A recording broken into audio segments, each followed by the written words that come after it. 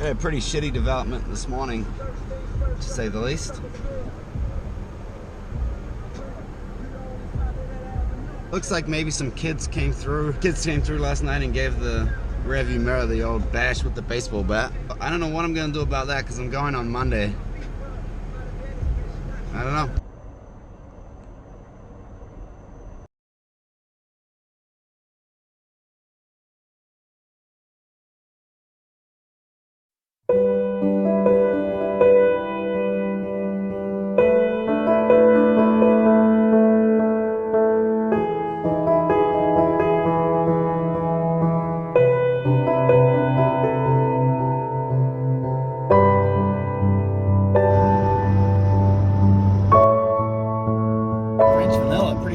This road is hands down the longest and the straightest road that I have ever driven on.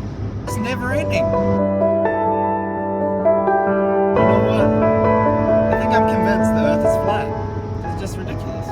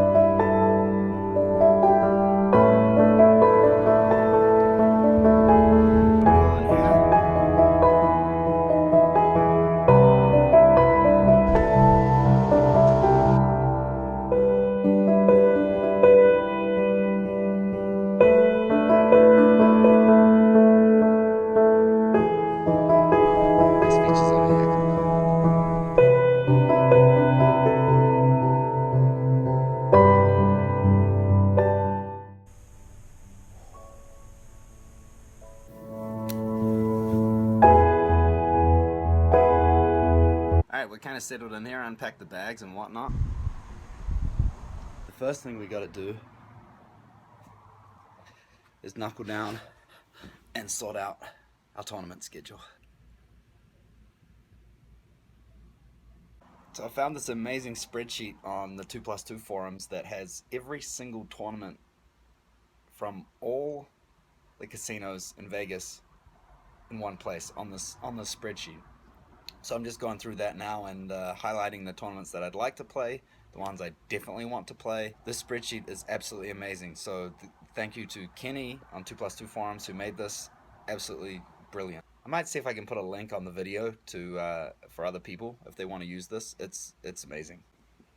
So that didn't take too long. Took a couple hours, and it was just interesting to go over the spreadsheet actually and see all the different types of tournaments that there are this summer in Vegas. Great time to be here. There's a lot of different tournaments, different structures going on. The must plays for me are Big O tournaments. There's 3 Big O only tournaments happening in Vegas.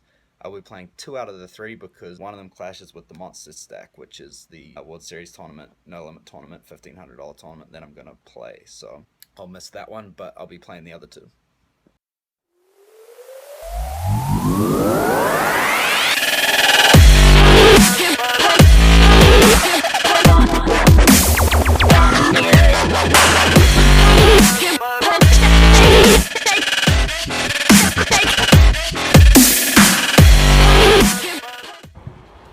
The worst part about this is walking to the door out in the hot sun with pants on. Fuck.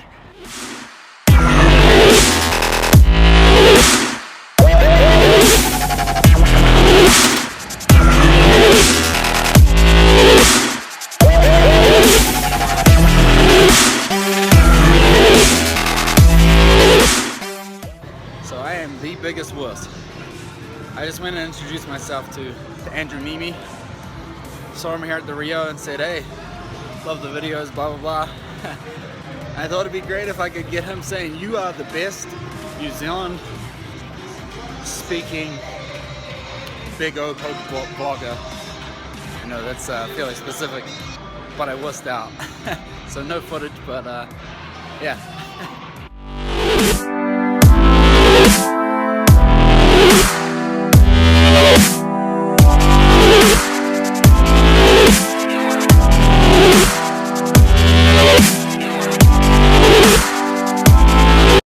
Alright, we've found a spot outside here to try and do some hand analysis.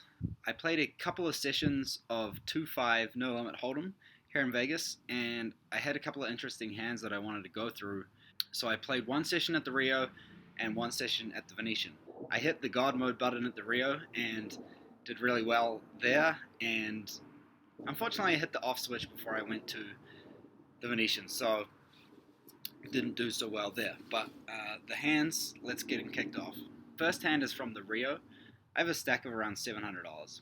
Action folds round to the cutoff, who raises to $30. The button calls, and I like to call with ace-8 of clubs. I think this is a pretty standard defend here. Ace-8 of clubs plays pretty well. Cutoffs should be opening pretty light from that position.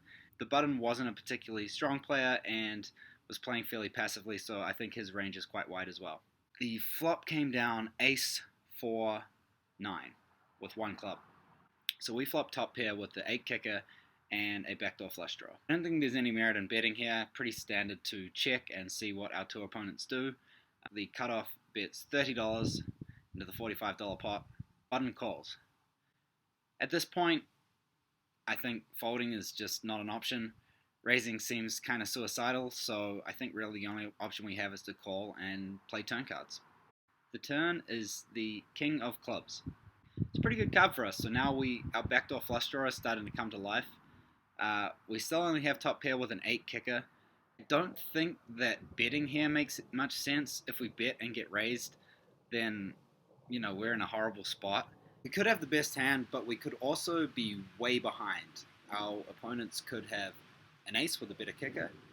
They could have sets. They could have 2 pair. We're out of position and we just don't really have enough information at this point in time. So I think the only option we really have is to check here and see what our opponents do. So that's what I did. I went ahead and checked, and both players checked behind. So at this point, I think we have the best hand. I would have expected the cutoff to bet with ace-queen, ace-jack, or ace-king, obviously. Maybe he checks back ace-10 there, taking a conservative line. So at this point, I don't think the cutoff has us beat. And the button checking behind, standard kind of, as I said, kind of a weaker passive player. I don't think he has much. I didn't attribute much of a range to him. I think he would have bet if he had a set. He would have bet if he had an ace, probably. So maybe he has like middle pair or something like that. I don't know. Maybe a pair of nines. So once the action checks through, the river comes pretty good. 10 of clubs. So we make our nut flush. We have a couple options here. So we could lead out, try to get value from our nut flush. But really, what kind of hand calls us in this spot? Based on the turn action which checked through, we already came to the conclusion that we probably had the best hand. We came to the conclusion also that it was unlikely that our opponents really had much. So the question we got to ask ourselves then is, if we bet, what's going to call us? So perhaps if the cutoff had a hand like Queen Jack and backdoored into Broadway, that would probably call a bet on the river. But if he has a hand like that, I would expect him to bet it for value, to look to get calls from aces and 2 pair type hands. I guess a flush would also call, but it seems kind of unlikely that either player would have a flush. I decided that there weren't many hands in our opponent's range that could call a bet here. I thought the best way to extract value from the hand was to check and hope that one of our opponents bluffed. And so I checked, and luckily the cutoff started reaching for chips and put out a bet of $120. The button almost instantly mucked his hand, and then the action is back on us. At this point, obviously we're going to raise. The question is how much. I thought about sizing, a small sizing, like 280 or something like that, but I think if we raise here, there's not much that our opponent can call with other than maybe a flush. or perhaps Broadway. So, with that in mind, I elected to go for a shove. I pushed all in, which is an overbet, a total overbet to the pot. But I thought, why not put our opponent in a tough spot with our under-repped hand if he has a flush? If he has a flush, then it's a pretty hard fold for him to make. If he doesn't have a flush, then he's probably not calling any raise anyway. So why not just go for the jam and see whether he does have a flush and put him to a hard decision for, $600 stack. So that's what I did, and he mucked his hand fairly quickly, which makes me think that he probably had nothing and was just trying to buy the pot. Well, she's been a rough ass start. I am down over 1,000 in the cash games in the first 3 days. Just lost a big pot as a massive favorite, about an 80% favorite. And gonna head home now. But we'll be back. I mean, I think the games are getting better, and one thing is that you have to stick with it. Gotta keep at it. Don't let the losses get to you. I mean, keep making good decisions. Sometimes the cards won't work in your favor, but sure is tough to start out the series this way. I hope things turn around, but we'll see. Things definitely haven't started the way that I'd hoped. I mean, you have to be able to take losses in poker, and it's part of what happens. It just sometimes it goes up and down. At the same time, I haven't been enjoying myself at the tables. I think I've been too worried about the results, and I think I was trying to make it all happen all at once, right at the start.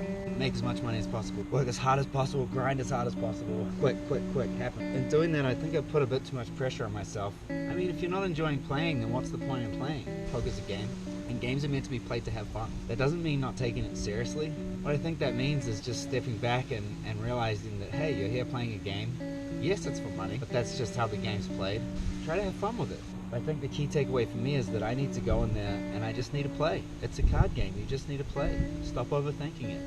Stop thinking that you need to have this kind of idea of what's supposed to happen, and then when it doesn't happen, getting all upset and blah, blah, blah. When I'm in there playing, trying to win, as opposed to just playing, that's never gone good for me. When I go in there and play and don't care about the result, somehow, in some weird kind of, paradoxical way, that is when things go well for me. Just gotta go in there and play cards. It's a card game. That's all it is. In Vegas, at the World Series of Poker, if you told me this 2 years ago, that I'd be here in this house, around this pool, playing at the World Series of Poker, in World Series of Poker tournaments, at that point in time, sitting in an office, wearing a suit, getting up at 6 a.m. every day, going to work, I would have told you you're fucking crazy. Certainly I'm learning something. I don't know whether poker is something that I can do full time for an extended period. It's been absolutely fantastic to me, and I thank the game for so much that it's given me, but it can be really, really hard. Riding the wins and the losses, the emotional roller coaster that goes with that, and relying on it as your sole source of income, it puts a lot of pressure on you. I think that pressure can sometimes make the game less fun, less enjoyable. I don't want that to happen because I really enjoy the game. Decided to take a couple days off and come back fresh with that approach. Go in there and play to enjoy myself. I'm at the World Series of fucking Poker. We're gonna come back rejuvenated, ready to go. In the meantime, I guess there's not much left to do except get in the pool. Alright, come over here. I got the coffee. Let's go sit in this hot tub that's not hot. Maybe it's a good idea to take a step back and think about why it is you're doing what you're doing. Renew your perspective on things. I don't think that can ever hurt. Oh, hi Flamingo. I don't think that can ever hurt, and that's what I'm going to try and do. Also, right now, not wearing any sunscreen. You know what that means. Life's a gamble, yo. I don't really think it's worth gambling on melanoma. In the shade, not gambling on melanoma. Life's a gamble, yes, but there's a difference between gamble and stupid.